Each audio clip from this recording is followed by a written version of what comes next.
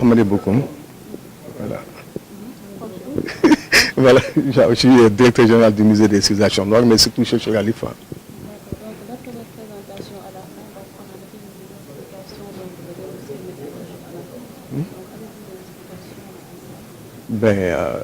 C'est très difficile, c'est-à-dire que l'Afrique a ses matières premières, les vend, et ne les transforme pas sur place. Donc ça, c'est une affaire qui est vieille maintenant de 5 siècles. Hein. Depuis qu'on est entré en contact avec l'Europe, que ce soit pendant l'esclavage ou pendant la colonisation, on a tout transporté pour ailleurs.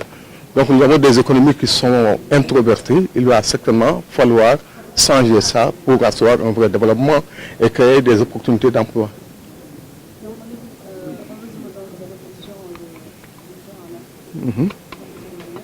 Le résumé, c'est que le fer est une technologie importante qui a été inventée en Afrique très anciennement, pratiquement 5000 ans.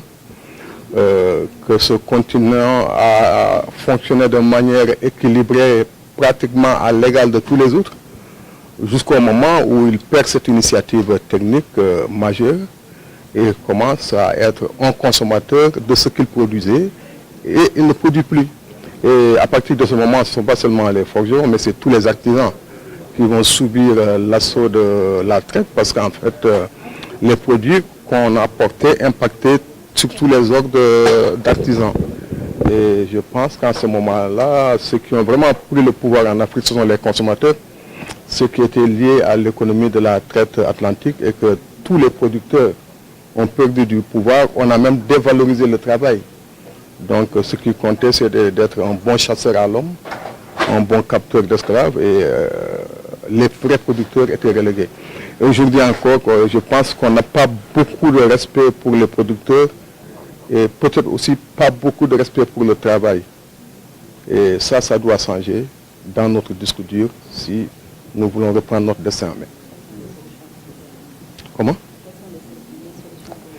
Wow, les solutions ne peuvent pas être simples, c'est-à-dire qu'il y a déjà tout un travail sociologique à faire. Hein.